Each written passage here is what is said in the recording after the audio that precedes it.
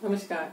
मैंने अपने पिछले वीडियो में आपको बताया था कि अपने एक छोटा सा काम करेंगे जिससे हमारे घर में जो आजकल ज्यादा नेगेटिविटी हो रही है तो उससे पॉजिटिविटी आने लगेगी। तो मैं आपको आज बताऊंगी छोटा सा काम जिसको करने से हम सब घरों में, परिवार में नेगेटिविटी खत्म होगी और पॉजिटिविटी आएगी, जिससे हम सबको अच्छा फील होगा। तो हम करते हैं ये काम, इसको कहते हैं हवन। अब हवन का नाम सुनते ही सब लोग सोचते हैं पता नहीं कितना बड़ा होगा, कैसे करेंगे, सारी सुविधा नहीं, सामान नहीं।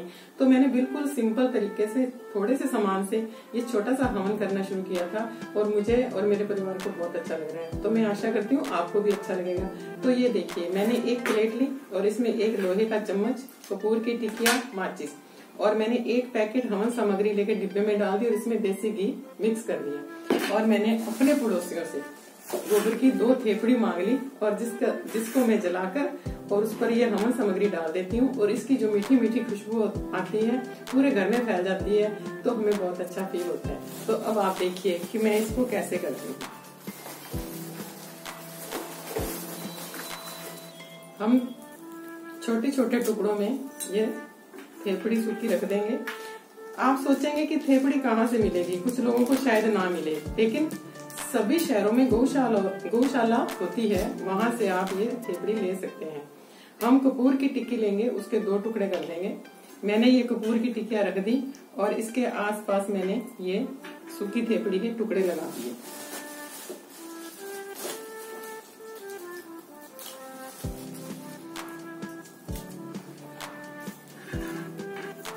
और अब मैं इस कपूर की टिक्किया को जला दूंगी।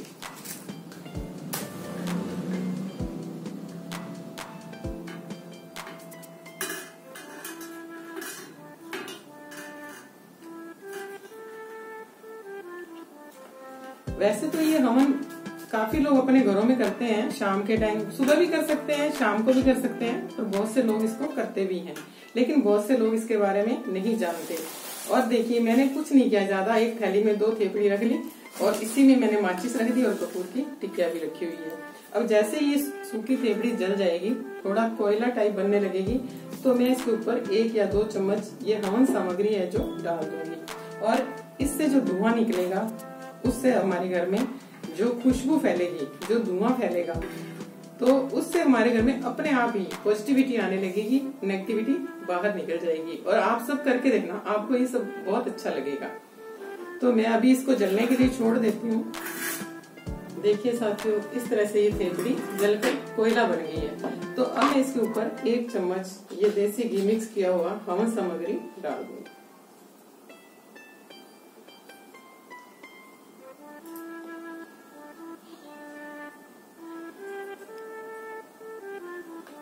अब जैसे ही हम ये सामग्री इस पे डालेंगे, हवन सामग्री, तो इसमें से धुआं उठने लगेगा। बस यही धुआं और यही प्लेट उठाकर हमें पूरे घर में घुमा देना है। हर कमरे में घुमा दो, छत पर घुमा दो, बाहर आंगन में घुमा दो।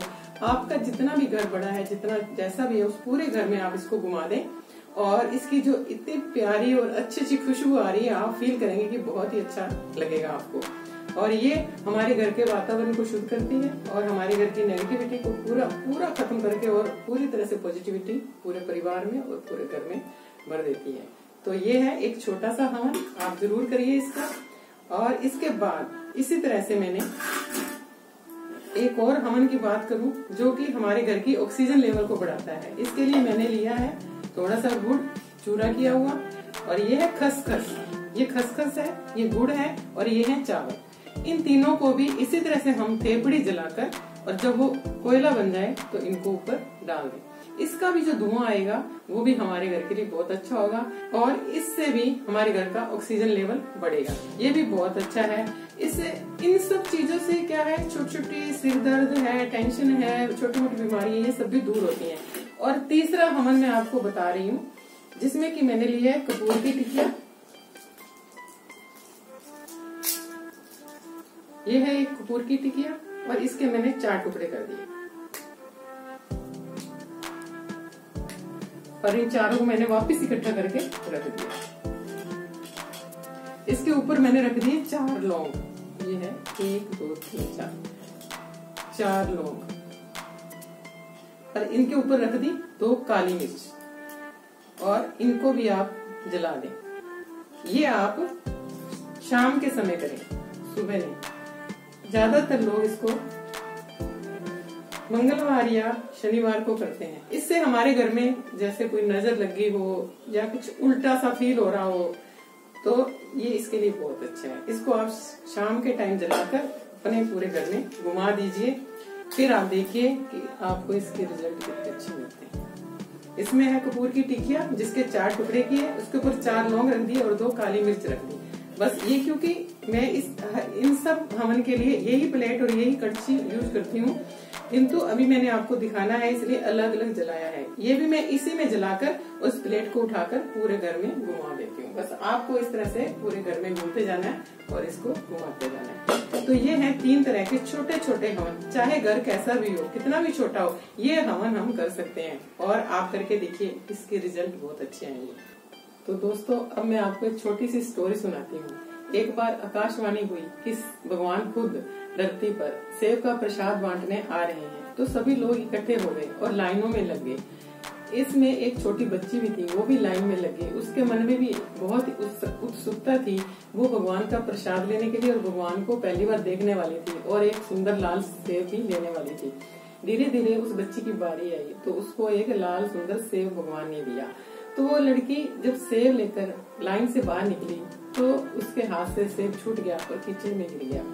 बच्ची उदास हो गई और फिर वो सोचने लगी कि अब मुझे फिर लाइन में लगना होगा। तो वो दूसरी लाइन में लग गई। दूसरी लाइन पहली लाइन से भी लंबी थी, किंतु धीरे धीरे उसकी जब बारी आने को हुई तो आधी कतार खत्म होने पर बच्ची ने देखा कि सेब तो खत्म होने वाले हैं। वो फिर उदास हो गई, किंतु भगवान तो सबके मन की जानते हैं और धीरे धीरे बच्ची आगे बढ़ी और उसकी बारी आई और उसको भगवान ने सेब दिया।